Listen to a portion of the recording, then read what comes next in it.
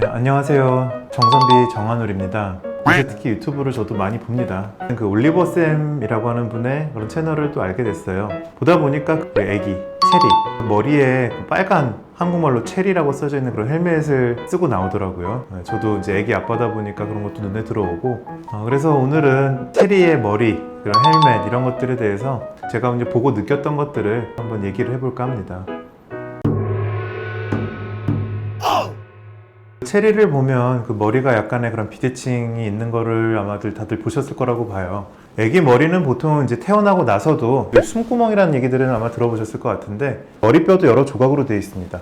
여기 실제로 있네요. 여기 보면은 전두골, 포두골, 측두골 이제 여러 가지들이 있는데, 봉합선들이 있고 어린애들은 이런 데들이 열려 있어요. 특히 이제 여기 가운데는 처음에는 가장 많이 열려 있어서 갓 태어난 아기들 머리 조심하라고 하는 게, 여기 눌러보면 실제로 뼈가 다 이제 굳어 있지 않고 열어져 있기 때문에 굳이 잘못 누르면 안 됩니다. 애가 크면서 머리뼈도 성숙을 하고 벌어져 있는 것들이 닫히면서 이렇게 자라고 이제 이런 과정들을 거치게 되는데, 엄마 뱃속에서 나오자마자 눌려있는 애들도 있을 거고, 잘은 몰랐는데 크다 보니까 애기가 어느 시점에서 머리가 조금 어딘가 한쪽은 눌려있고 한쪽은 아니네, 이제 이런 게 느껴지실 수도 있는데, 이제 사두증이라고 얘기를 하는데요. 두상 자체가 좀 비대칭이 있고 정상적이지 않은 형태들이 있는 원인들은 뭐 다양합니다.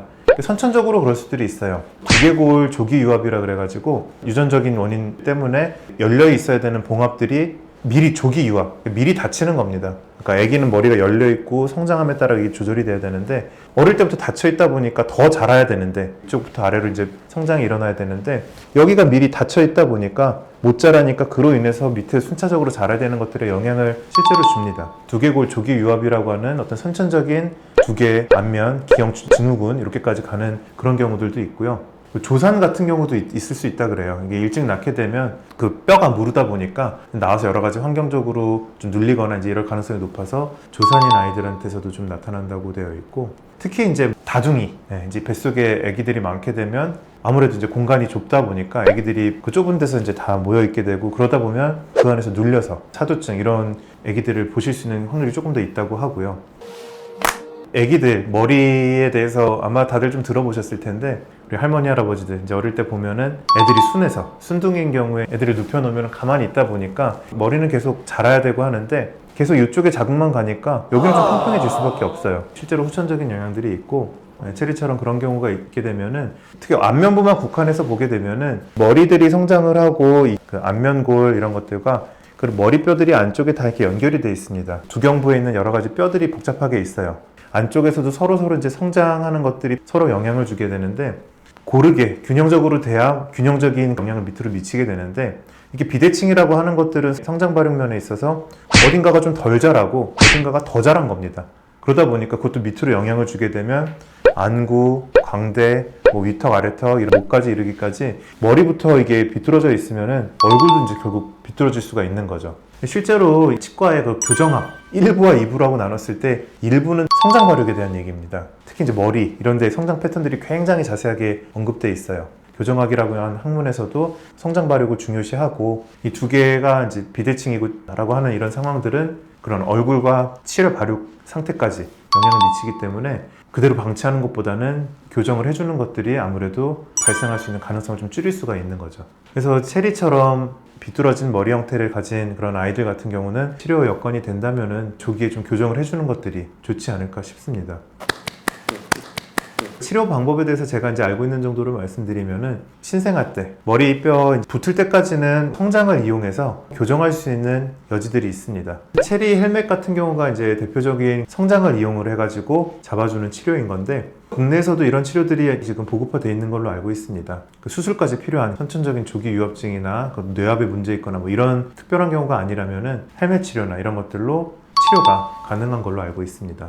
저도 사실은 이제 체리 이런 얘기들이 나오고 나서 저도 이제 관심이 있었던 분야고, 과연 어떻게 될까 봤는데, 이제 3개월 정도 지나고 그 치료 영상들이 올라왔더라고요. 실제로 많이 좀 교정이 된 그런 영상들을 보고 치료 효과가 있구나, 잘 됐구나. 저희 애들이랑은 또 좀 다른 귀여움이 있어요. 어쨌든 그 치료 효과가 잘 된 걸 보고, 애기 키우는 아빠로서 그런 다행이다 생각이 좀 들었습니다. 건강하게 잘 자라줬으면 좋겠고, 저도 짱구고 보니까 저희 애들도 지금 만만치가 않아요. 앞뒤 짱구들이 좀 굉장한 편인데 너무 커지진 않았으면 하고요. 귀엽죠. 머리에 씌우고 이런 것들이 애기들도 힘들어하죠. 당연히 힘들어하니까 부모 입장에선 사실은 마음이 그렇겠죠. 그렇지만 뭐 길게 봤을 때 더 얻을 게 많다라고 한다면은 적극적으로 하는 게 좋지 않을까 생각을 합니다. 모자 벗고 되게 행복해하네요.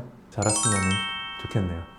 올리버 쌤도 마찬가지셨지만 좀 눈썰미가 예민하신 분들은 이런 거를 금방 캐치하시는 부모님도 계실 거고, 체리처럼 우리 아이가 있는데 약간 그런 것들이 의심이 된다 또는 그런 비대칭, 어떤 사두증 이런 것들이 있는 것 같다 라고 판단이 되시면은 가까운 병원 전문의들의 상담을 받아보시고 치료가 필요한 경우라면은 교정을 하시는 게 더 득이 된다고 진단이 된다면은 조금 아기가 고생스러울 게 조금 예상이 되시더라도 적극적으로 도움을 받으시는 것이 아이한테 좋지 않을까라고 생각을 합니다. 네, 지금까지 정선비 정한울이었습니다. 체리 안녕.